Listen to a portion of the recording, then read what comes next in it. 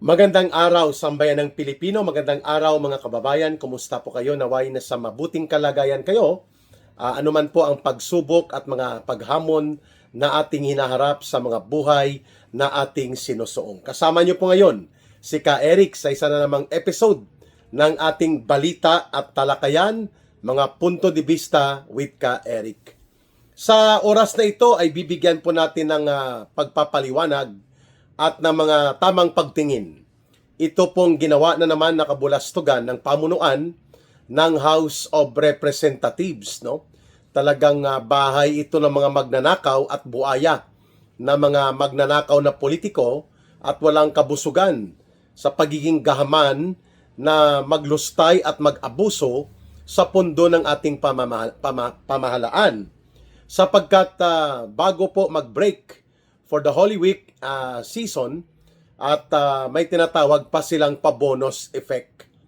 2 million cash lang naman na tumataginting po ang ipinamudmod nila Tambaluslos at nila Budget D na anino lamang ito ni Tambaluslos bawat mga kongresista na sumasang-ayon sa kanila at nakalinya sa kanilang political alliance.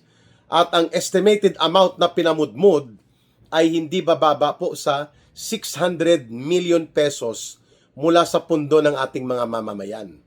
Sa gitna po ng malawak na paghihirap at pagdarahop ng ating mga kababayan, hindi na halos makaagapay ang mga sektor ng transportasyon, ang mga tsuper, ang mga pasahero, ang mga mamamayan, ang mga manggagawa, mga magsasaka at ordinaryong mga mamamayan sa napakamahal po na mga bilihin, napakataas na singil sa kuryente, bayarin sa tubig, bayarin sa pagkain at iba pa, may gana pa sa pinakamakapal na mukha itong mga nasa Kongreso ni Tambaluslos na tumanggap ng Easter bonus na tag 2 million pesos mga kababayan.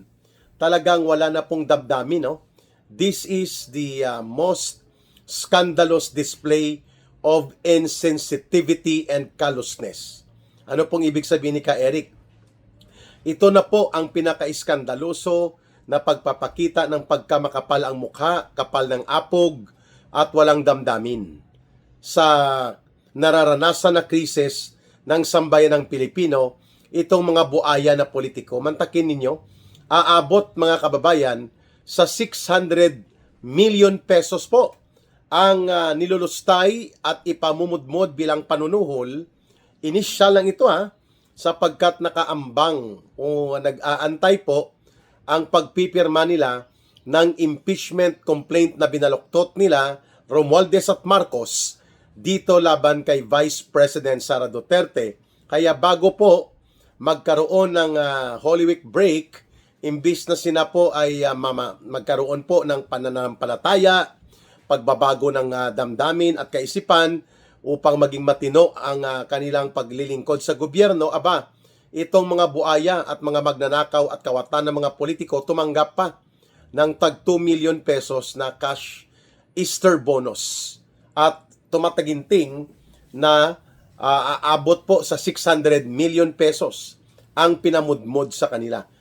Ito po ay binigyang punto o nagbigay ng idea o hint itong si Congressman Leandro Liveste.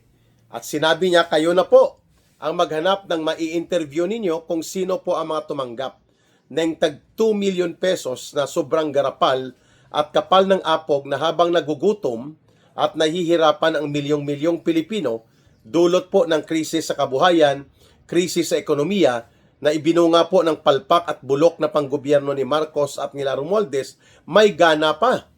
Habang nagugutom ang taong bayan at nagdarahop at gumagapang para makaagapay at makabangon sa krisis, may gana pa pong maglustay at magmudmud ng pera ng mga mamamayan na aabot sa tag 2 million pesos bawat isa at hindi bababa sa 600 million pesos po ang total Easter bonus. Wow!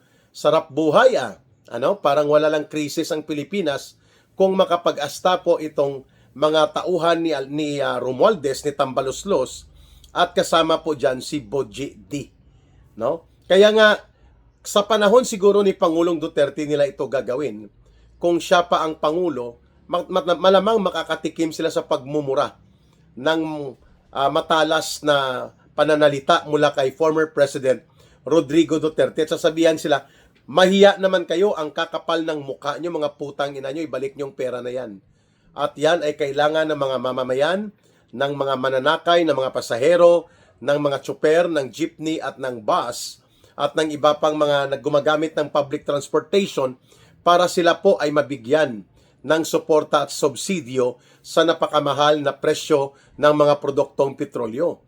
Pero wala Kinokonsinti at pinapaboran pa po ni Marcos Jr.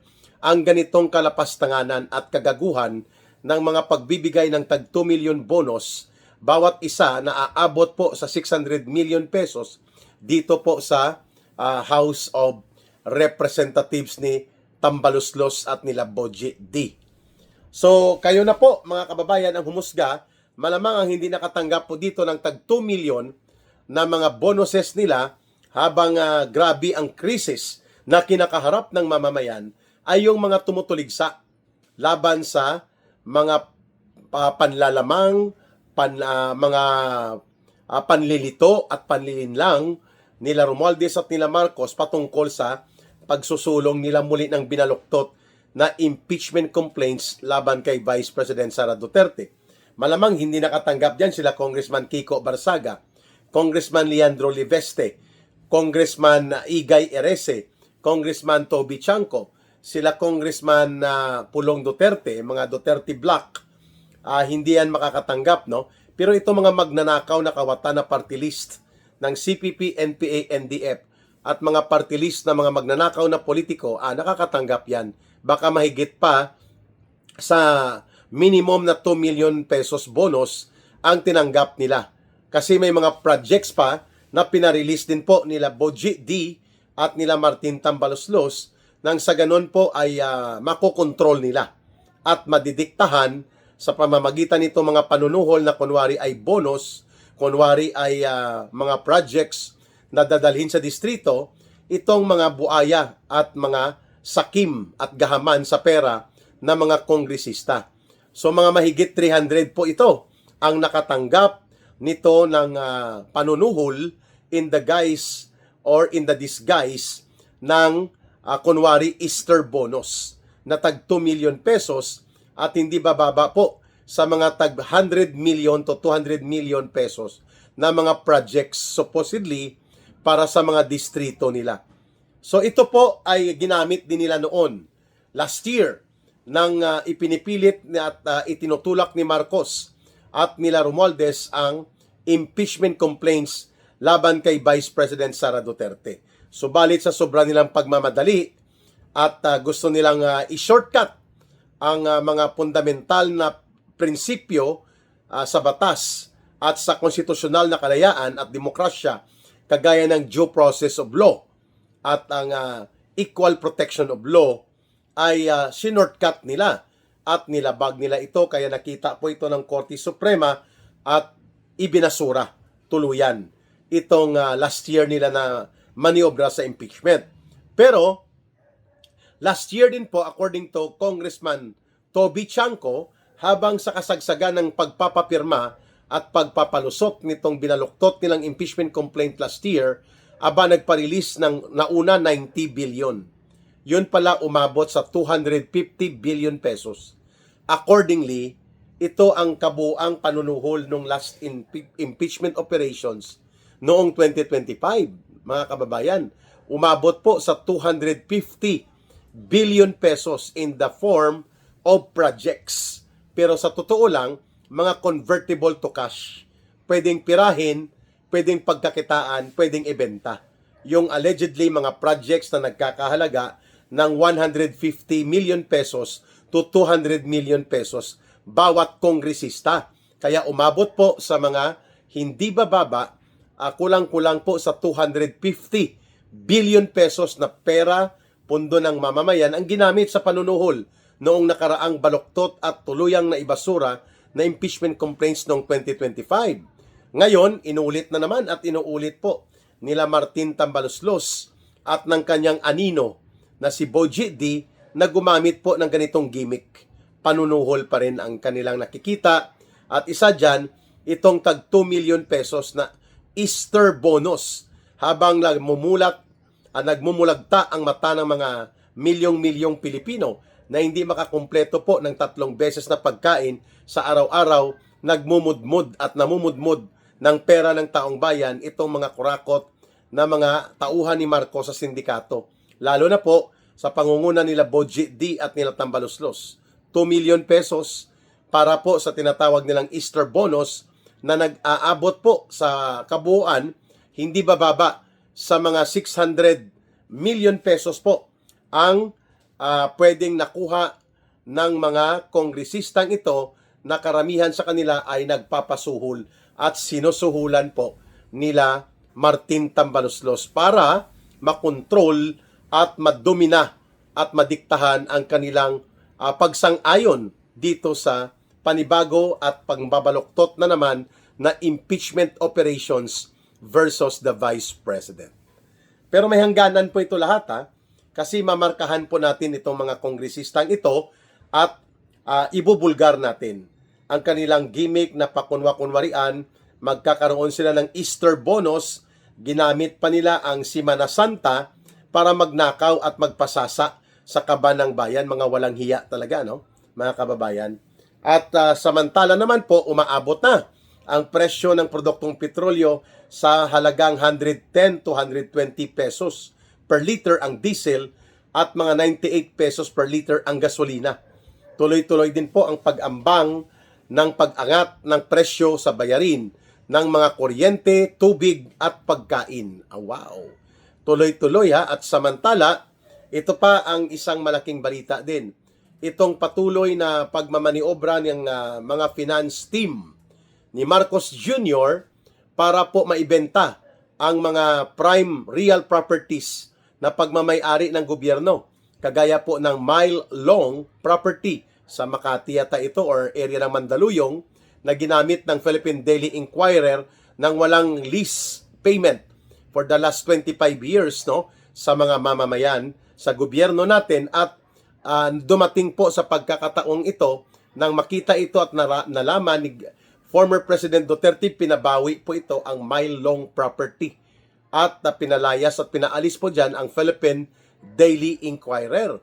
Subalit, hindi lamang po yan ngayon ang issue na ibebenta ni Marcos di umano ang mile-long property ng gobyerno at pati po itong Makati Atrium at ang isa pa itong FTI or Food Terminal Incorporated na mga properties po sa Taguig para daw makapag-ipon di umano ang gobyerno ni Marcos ng pondo para magbili ng supply support para sa produktong petrolyo. Aba, sinabi ko na nga kanina sa isang episode ko na hindi po kailangan magbenta tayo ng ating assets o ng ating mga properties sapagkat pwede naman po yang gawin ng mga produktong ng mga kumpanya ng produktong petrolyo, mga oil companies sa kumpas at koordinasyon ng gobyerno. Magkakaroon po ng centralized government to government transaction of direct importation.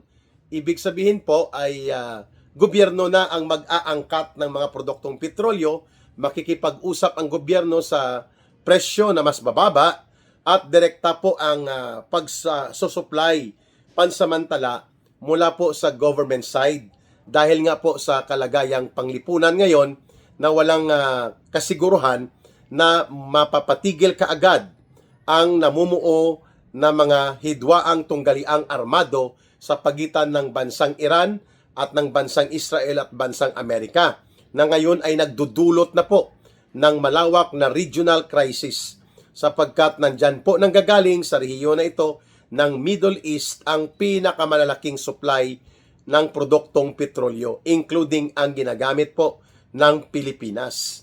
Ngayon, kung hindi pa po maliwanag o malinaw na ligtas nang makakabiyahe ang mga oil tankers na naghahakot at nagdidistribute ng mga produktong petrolyo all over the world na dumadaan po ang 22% ng supply line sa the Strait of Hormuz na kontrolado ng Iran ngayon at mayroon itong mga pambomba na mga gamitan kapag dumaan dyan ang mga barko ng Amerika o ng Israel. Habang wala po ang kapanatagan sa rehiyon na ito, walang contingency measure si Marcos kung saan bibili ng supply line para po sa ating langis na produkto. And kanina, hindi pa ito kumpirmado, bibili daw o nakabili na, di umano, ng 300,000 barrels of oil. No? Ang isang barrel yata is nasa how many liters? I think it's 84 liters or 64 liters po ang isang bareles ng langis. At ito ay hindi pa kumpirmado kung sino nag-angkat, sinong bumili, pero sabi sa balita na nakita ko pa lang sa social media, government transaction daw ito. Kung paano ito i-distribute sa mga oil corporations, sa mga oil companies, wala pa pong guideline patungkol dyan mula kay Marcos. At hindi pa nila ito inaamin na nakapag-angkat na tayo direkta ng around 300,000 barrels of crude oil na ginagamit po para iproseso ang diesel at ang gasolina. Ayan. So, magkano ang binili na amount? Sino ang nagbili nito? Anong ahensya ng gobyerno? Department of Energy ba? At saan po ang deposito nito ngayon? Ang oil depot. Papaano po ito ma-avail ng mga mamamayan? And mukhang hindi po kompleto ang datos na ito.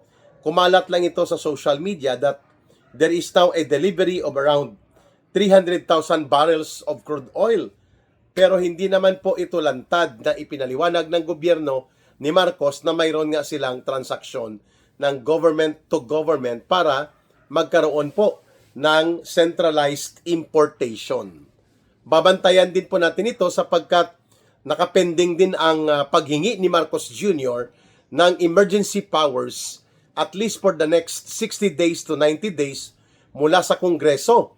Nag-recess na po ang sesyon ng Kongreso, pero pwede pa naman na magpatawag after the Holy Week kung kakayanin at itutulak ni Marcos na talagang makipagpulong sa Kongreso, sa House of Representatives at sa Senado upang makagawa po ng mga blueprint of contingency and exigency measures nang hindi po nakatenggalang o nakatiwangwang ang mga mamamayan kung ano ang mangyayari sa patuloy na pagsidhi at paglawak ng krisis sa ating bansa. Dulot po ito ng nangyayaring armadong tunggalian sa pagitan ng bansang Iran at laban sa Israel at laban din sa Amerika.